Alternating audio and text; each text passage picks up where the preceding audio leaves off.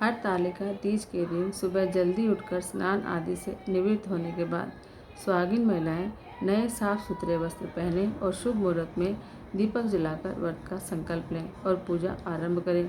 हरतालिका तीज व्रत के दिन पूजा से पहले भगवान शिव, माता पार्वती और भगवान गणेश की मिट्टी से बनी प्रतिमा स्थापित करें और विधि विधान से पूजा करें। गणेश जी को दूर्वा और जनेऊ चढ़ाएं। शिव जी को चंदन, मोली, अक्षत, धतूरा, आग के फूल, भस्म, गुलाल, अबीर और 16 तरह की पत्तियां चढ़ाएं। माता पार्वती को सुहाग का सामान चढ़ाएं। भगवान को खीर या फल का भोग लगाएं। धूप और दीप जलाकर हरतालिका तीज की कथा सुनें। हरतालिका तीज की व्रत कथा। एक बार भगवान शिव ने पार्वती को उनके पूर्व जन्म का स्मरण कराने के उद्देश्य से इस व्रत के महात्म की कथा कही थी। श्री भोले शंकर बोले, हे गौरी, पर्वतराज हिमालय पर स्थित गंगा के तट पर तुमने अपनी बाल्यावस्था में 12 वर्ष तक अधोमुखी होकर घोर तप किया था। इतनी अवधि तुमने अन्न न खाकर पेड़ों के सूखे पत्ते चबाकर व्यतीत किए और माँ की विकराल शीतलता में तुमने निरंतर जल में प्रवेश करके तप किया। बैसाख की जला देने वाली गर्मी में तुमने पंचाग्नि में शिव को तपाया। श्रावण की मूसलाधार वर्षा में खुले आसमान के नीचे बिना अन्न जल ग्रहण के समय व्यतीत किया। तुम्हारे पिता तुम्हारे कष्ट साध्य तपस्या को देखकर बड़े दुखी होते थे। उन्हें बड़ा क्लेश होता था। तब एक दिन तुम्हारी तपस्या और पिता के क्लेश को देखकर नारद जी तुम्हारे घर पधारे। तुम्हारे पिता ने हृदय से अतिथि सत्कार करके उनके आने का कारण पूछा। नारद जी ने कहा, गिरिराज, मैं भगवान विष्णु के भेजने पर यहाँ उपस्थित हुआ हूँ। आपकी कन्या ने बड़ा कठोर तप किया है। इससे प्रसन्न होकर वे आपकी सुपुत्री से विवाह करना चाहते हैं।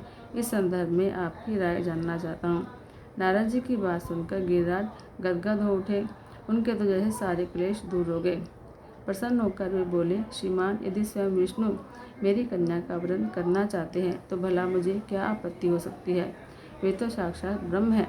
हे महर्षि, यह तो हर पिता की इच्छा होती है कि उसकी पुत्री सुख संपदा से युक्त पति के घर की लक्ष्मी बने। पिता की सार्थकता इसी में है कि पति के घर जाकर उसकी पुत्री पिता के घर से अधिक सुखी रहे। तुम्हारे पिता की स्वीकृति पाकर नारद जी विष्णु के पास गए और उनसे तुम्हारे ब्याह के निश्चित होने का समाचार सुनाया। मगर इस विवाह संबंध की बात जब तुम्हारे कान में पड़ी तो तुम्हारे दुख का ठिकाना नहीं रहा। तुम्हारी एक सखी ने तुम्हारी इस मानसिक दशा को समझ लिया और उसने तुमसे इस बात का कारण जानना चाहा। तब तुमने बताया कि मैंने सच्चे मन से भगवान शिव शंकर को अपना पति माना है, किंतु मेरे पिता ने मेरा विवाह विष्णु जी से निश्चित कर दिया। मैं विचित्र धर्म संकट में हूँ। अब क्या करूँ? प्राण छोड़ देने के अलावा कोई भी उपाय शेष नहीं बचा है। तुम्हारी सखी बड़ी ही समझदार और सूझबूझ वाली थी। उसने कहा, सखी, प्राण त्यागने का इसमें कारण ही क्या है? संकट के मौके पर धैर्य से काम लेना चाहिए। नारी के जीवन की सार्थकता इसी में है कि पति रूप में हृदय से जिसे एक बार स्वीकार कर लिया, जीवन पर्यंत उसी से निर्वाह करे। सच्ची आस्था और एक निष्ठा के समक्ष तो ईश्वर को भी समर्पण करना पड़ता है। मैं तुम्हें घनघोर जंगल में ले चलती हूँ, जो साधना स्थल भी है और जहाँ तुम्हारे पिता तुम्हें खोज भी नहीं पाएंगे। वहाँ तुम साधना में लीन हो जाना। मुझे विश्वास है ईश्वर अवश्य ही तुम्हारी सहायता करेंगे। और तुमने ऐसा ही किया। तुम्हारे पिता तुम्हें घर पर न पाकर बड़े दुखी और चिंतित हुए। वे सोचने लगे, तुम जाने कहाँ चली गई। मैं विष्णु जी से उसका विवाह करने का प्रण कर चुका हूँ। यदि भगवान विष्णु बारात लेकर आ गए और कन्या घर पर न हुई तो बड़ा अपमान होगा। मैं तो कहीं मुँह दिखाने के लायक नहीं बचूंगा। यही सब सोचकर गिरिराज ने तुम्हारी खोज शुरू करवा दी। इधर तुम्हारी खोज होती रही, उधर तुम अपनी सखी के साथ नदी के तट पर एक गुफा में मेरी आराधना में लीन थी। भाद्रपद शुक्ल पक्ष की तृतीया को हस्त नक्षत्र था। उस दिन तुमने रेत के शिवलिंग का निर्माण करके व्रत किया और रात भर मेरी स्तुति के गीत गाकर जागी। और तुम्हारी इसी कष्ट साध्य तपस्या के प्रभाव से मेरा आसन डोलने लगा और मेरी समाधि टूट गई।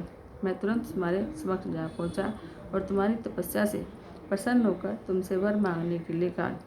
तब अपनी तपस्या के फलस्वरूप मुझे अपने सामने पाकर तुमने कहा कि मैं हृदय से आपको पति के रूप में वर्ण कर चुकी हूँ। यदि आप सचमुच मेरी तपस्या से प्रसन्न होकर यहाँ पर आए हैं तो मुझे अपनी अर्धांगिनी के रूप में स्वीकार कीजिए। तब मैं तथास्तु कहकर कैलाश पर्वत पर लौट आया।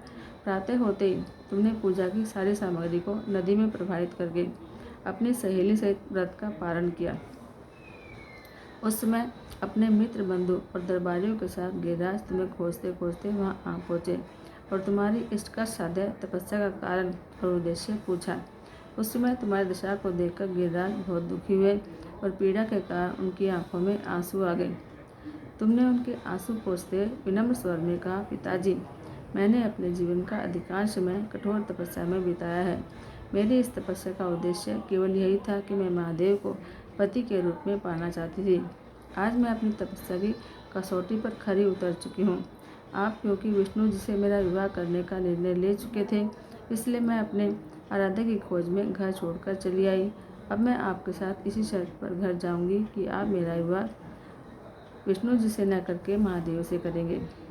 अब गिरिराज मान गए और तुम्हें घर ले गए। कुछ समय के बाद शास्त्रों की विधि के अनुसार विधानपूर्वक उन्होंने हम दोनों का विवाह सूत्र में बांध दिया।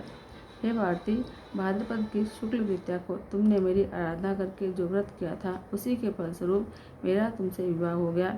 इसका महत्व यह है कि मैं इस व्रत को करने वाली वारियों को मनोवांछित फल देता हूँ। इसलिए सौभाग्य की इच्छा करने वाली हर एक युवती को यह व्रत पूरी एक निष्ठा और आस्था से करना चाहिए। बोल तीज माता की जय।